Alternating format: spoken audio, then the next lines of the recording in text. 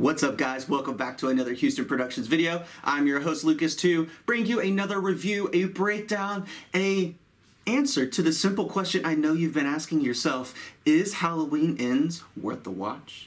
But before we can jump into this review, guys, I have a few things that I need you to do. If you haven't done so already, go ahead and hit that like button right down there. While you're there, hit that bell notification as well. It'll keep you up to date with all of our future videos and content.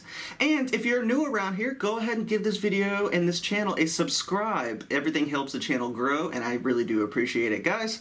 And with that being said, let's figure out, is Halloween Ends worth the watch?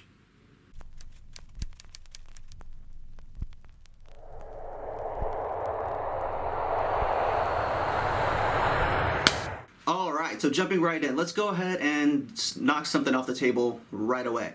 I don't really think this is a Halloween movie. I think that this was mismarketed and they did not use Michael Myers properly. The entire premise really didn't feel like Halloween to me. So therefore, if you enjoy Halloween, I'm going to go ahead and say that this is not worth the watch for you. However, if you enjoy horror movies, this may be worth the watch, and we'll get into that in a second. So, if you like Halloween, I'd say probably skip this one. You're going to just be upset leaving this. If you're a fan of Michael Myers, go ahead and just give this movie a pass in general.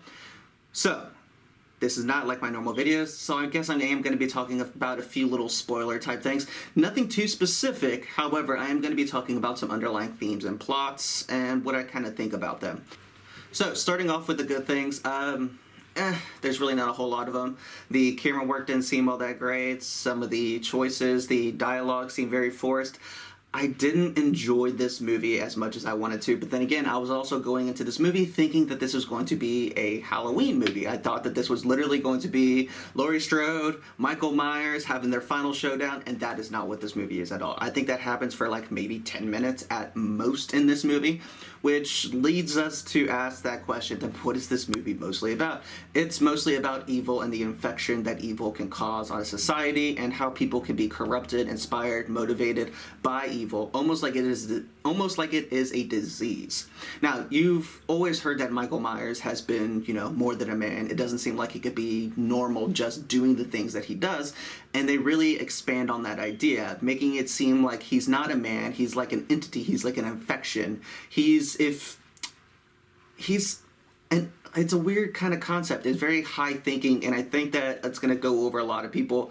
So it's not Michael Myers you should be scared of, it's what causes Michael Myers is what you should be scared of, if that makes any sense. And so it's an interesting idea and an interesting concept, and I think that this could be a good horror movie if it wasn't attached to the Halloween series. The last Halloween movie, I don't really understand what the writers and directors were doing. It kind of feels like they had a bunch of writers in a room, and I understand most movies have multiple writers, editors, people who contribute to the scripts. However, it definitely felt like there were too many cooks in the kitchen here. They're all trying to make the same dish, but didn't communicate with each other at all. Dialogue seemed forced. The storyline just seemed out of nowhere. It just really didn't mesh well, and in essence, it just results in a failure of a movie. This is going to upset people who are going in there looking for a cool horror movie. It's going to upset people who like Michael Myers. It's going to upset people who enjoy Laurie Strode and Jamie Lee Curtis. It's just not a good movie, and it's already not landing well. I know about 15 to 20 minutes into this movie, I turned to my wife and I was just like, this movie's bad already, and if something drastic doesn't happen, it's just going to keep getting worse and worse. And I was right. I know she didn't even make it through the movie. She ended up falling asleep because it was that just unengaging. It wasn't interesting. The deaths weren't creative or unique. They kind of made Michael seem useless and like a bumbling idiot for a lot of it. It wasn't what a lot of people were expecting going into this, and I was, like I said, really looking forward to this movie. I do, however, think that the idea itself could be fully fleshed out into a separate movie. It just can't be attached to this series. I kind of feel like they took a giant misstep here. It's the same thing that they did with the Nightmare on Elm Street reboot, where they really tried to dive into the backstory of Freddy Krueger, and that really didn't work either. They tried to take the idea and then make a reimagining of it, which I get, I understand. That's what every filmmaker wants to do.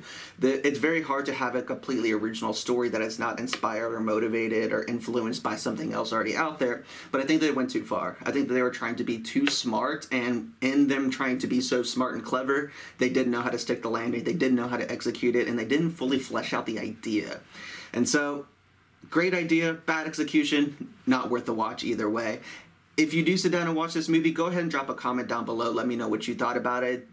Did this feel like a Halloween movie? Was it a good conclusion? I don't think it was. I think that they retconned all of the other Halloween movies and then for some reason decided that they were still going to use all the tropes and the story plot lines and they just mashed them all together while only getting rid of the fact that Michael and Laurie were related. Okay. That's not a really big justification as to retcon everything but then still use all the story plots. Go back. There's plenty of YouTube videos already breaking all this stuff down. It seems like a waste of time, and it just kind of seems like a money grab at the end of it now. However, if you're looking for a decent movie, I mean, it's free on Peacock if you have a Peacock subscription. I wouldn't suggest going to the movie theater to see it. You're probably just going to end up leaving disappointed. I can't even say this is going to be a great popcorn flick because it's just not. It's an interesting idea. Didn't do anything right with it. A lot of the things that happen just leave you scratching your head. So, like I said, guys, that's going to wrap up my review of Halloween Ends. I do not think that this is worth the watch, especially if you are someone who enjoys Halloween, the series itself. So, go ahead and give this one a skip, guys. I'm going to put this one in the same category as Don't Worry, Darling. It's really not worth it. It's not worth the price of admission. Like I said, though, it's free on Peacock if you have a Peacock subscription, so I guess it's really not free. You're still kind of paying for it. But there you go. That's my review. If you haven't done so already, go ahead and drop a like. Hit that comment. Like I said, let me know what you thought. Let me know of any other reviews that you want to see. Hit that bell notification and subscribe if you haven't done so already. Got a lot of interesting and cool videos coming your way.